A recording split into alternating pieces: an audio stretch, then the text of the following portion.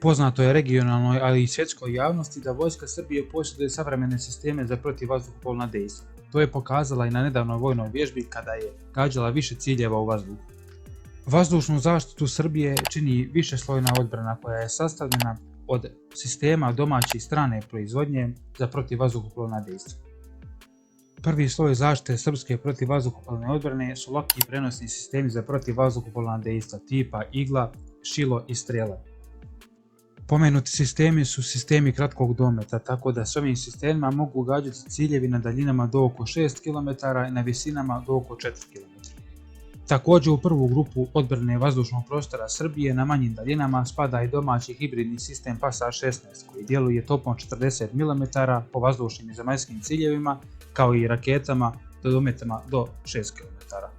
Pored pomenutih sistema kao što su Strela, Igla i PASAR, Vojska Srbije posjeduje i francuske sisteme Mistral, koji su najsavremeniji sistemi u ovoj kategoriji na svijetu i također imaju domet do oko 7 km.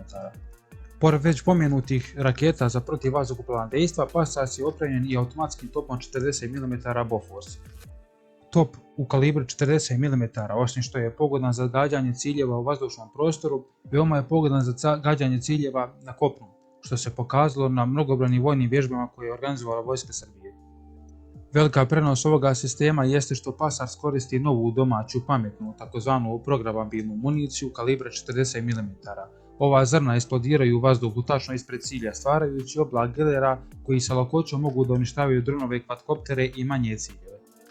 Sljedeći sloj zaštite vazdušnog prostora čine sistemi HQ-17AE nabavljeni iz Kine i sistemi Pancir S-1E nabavljeni iz Rusije. Kineski sistem HQ-17 ima domet do 15 km u daljinu i do 10 km u visinu, dok ruski sistem Pancir S-1E ima domet do 20 km u daljinu i do 15 km u visinu.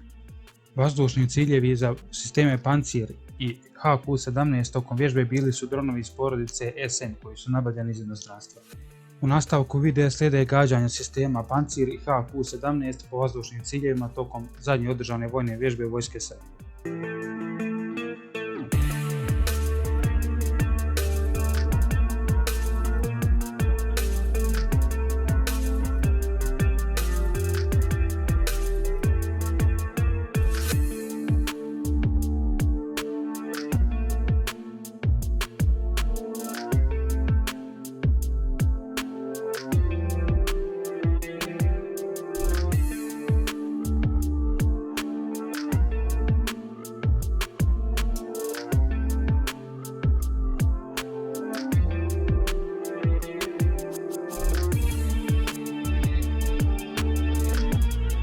Osim pomenutih sistema i dejstva istih na prikazanim snimcima, Vojska Srbije posjeduje i sistem FK-3 dometa do 100 km u daljinu i 27 km u visinu, kao i naručene sisteme HQ-9 mnogo boljih karakteristika, ali i neke druge sisteme koji trebaju da dođu u Vojsku Srbije.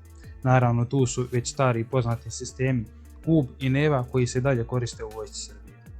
Vojska Srbije nikada ne imala ovako snažnu protivvazduhoplovnu obranu. U više slojeva domaćim i stranim sistemima stvoren je slojevita zaštita vazdušnog prostora, sa nabavkom dodatnom novih sistema većih karakteristika za obaranje balističkih raketa, znatno većeg dometa.